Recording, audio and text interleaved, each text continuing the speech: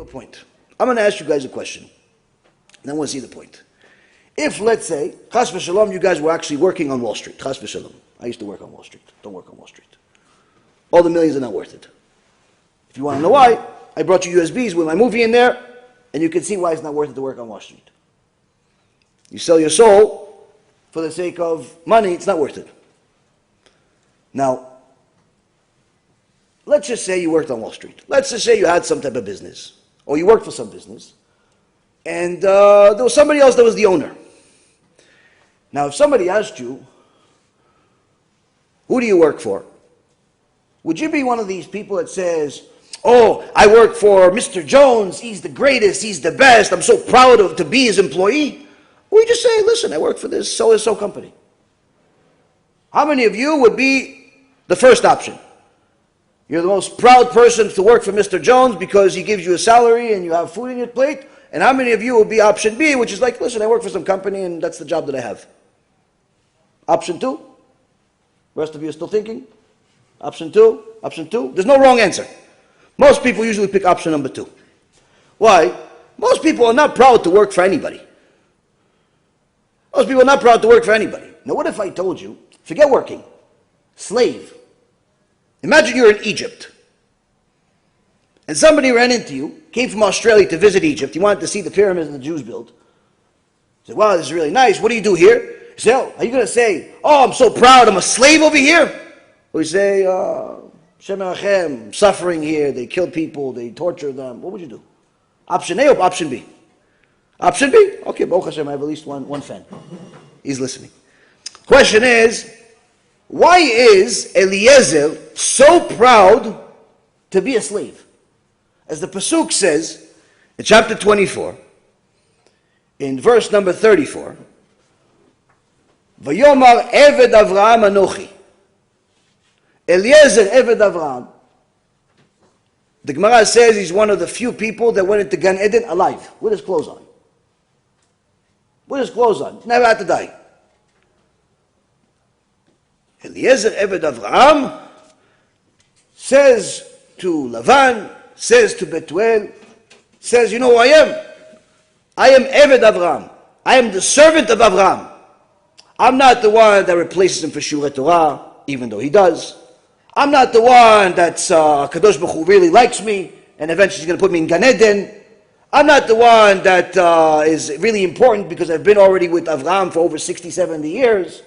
No. I am Eved Avraham. Meaning, Eliezer, how does he define himself? Eved Avraham. Why is he so proud of being Eved Avraham? If you were Eved Avraham, would you be proud? If the answer is no, or I'm not so sure, that's because you don't know what it means to be Eved Avraham.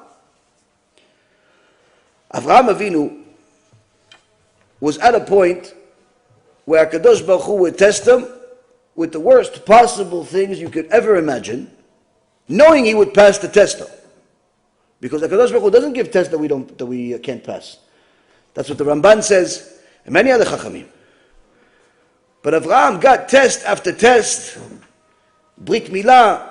By the time he's almost 100 years old, his wife gets kidnapped by all types of Hamasniks every other day. If it wasn't enough the first time by Paro, the second time by Avimelech, Shem Yachem, every other day there's a new test. Then finally, after he has a kid, the kid grows up, he's so happy about him. This tzaddik Yitzchak, HaKadosh Baruch Hu says, listen, by the way, it's Yitzchak, the one that you love, the only one, the real one, not the Ishmael, not so much. This one. That one, I want you to shechten for me.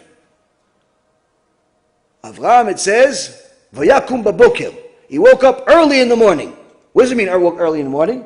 He was as excited to go do what HaKadosh Baruch Hu said, which meant to shecht his son, then you guys are excited for the Chulent on Shabbat. He was excited. When is the Chulent coming? What? After the prayer. Oh, we can't have a little bit before? No? Okay, besed. Reality is, Avraham Avinu knows that he's going to shecht his son. Anyone that read the Machzor for Rosh Hashanah, understanding the words, you actually, it's a midrash of the conversation between Avraham and Yitzchak. And you see how Yitzchak is telling Avraham, please tell my mother that I love her. Please make sure somebody is menachem ota, just comforts her because she waited for me for so long and now she's not going to have me. She's probably going to be very sad. How much you start reading it, you understand it, you start crying. But this is what's happening. Moments before he's about to die. Or at least that's what's supposed to happen. But Avraham did it, even though he's crying for two reasons. One, he's crying because he loves his son. Two, he's crying because he knows that he's about to make the biggest sacrifice anybody has ever made for HaKadosh Baruch Hu. And that's why HaKadosh Baruch Hu told him, Atay adati ki yireh Elokim ata. Now I know that you fear me. Now I know that you fear me. Now I know that there's nothing that you wouldn't do for me. There's nothing that you wouldn't do for me. So to be someone that HaKadosh Baruch Hu himself says, now I know you fear me. Now I know there's nothing that simply you wouldn't do for me. To be a servant to somebody like that, it's a big deal. It's definitely a big deal. Now what is the reward of being such a person?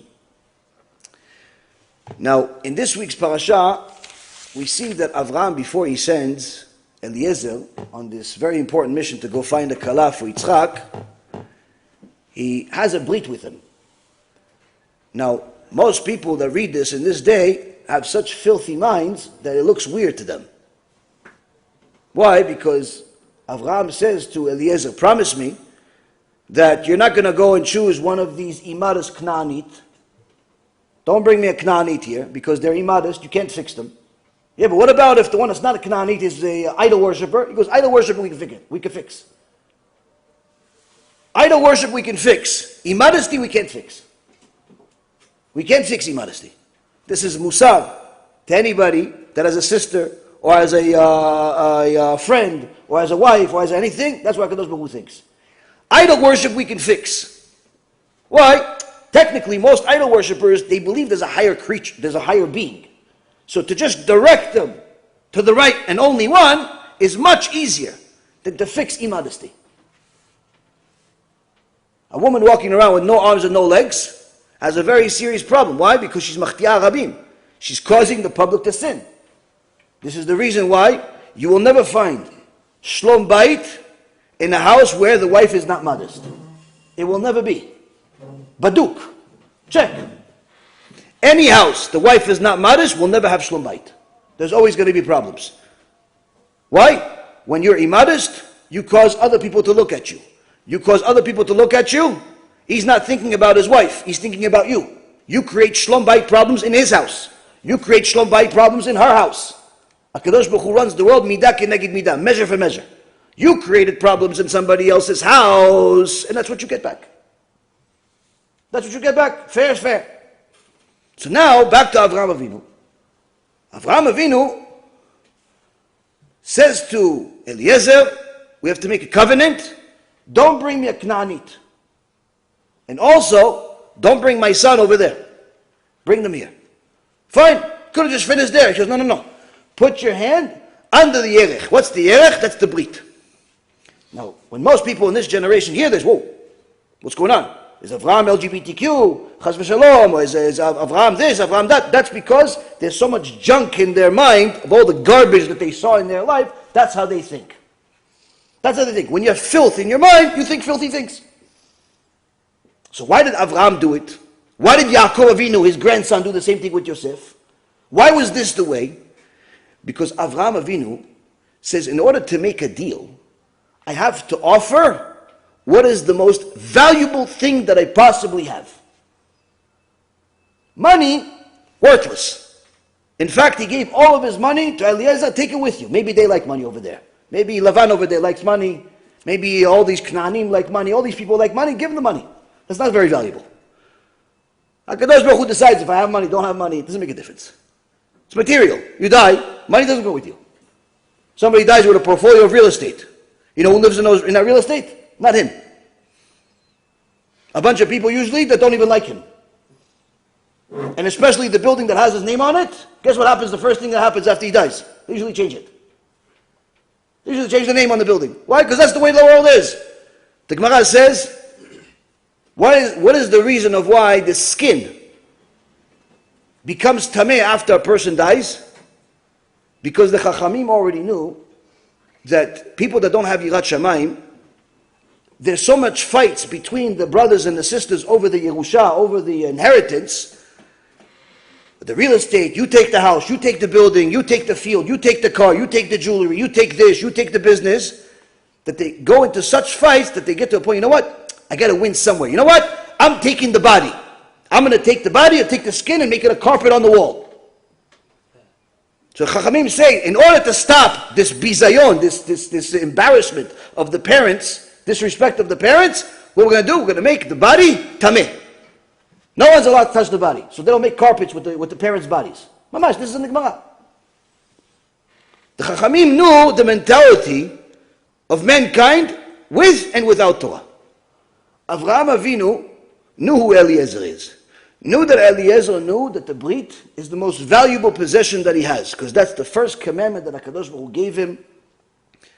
That's a commandment that he had to sacrifice everything for. And he says, this is the most valuable thing that I have. We are meant to be a light unto the nations, not to follow their misguided practices. Remember, every Jew has to remember that he's a Jew and she's a Jew. We don't celebrate non-Jewish holidays, even if they seem harmless. It's a zilzul, disrespect to the Torah, and could lead to Chilul Hashem, desecration of God's name. Stick to our holy Torah and our own holidays. That's the path of a true Jew.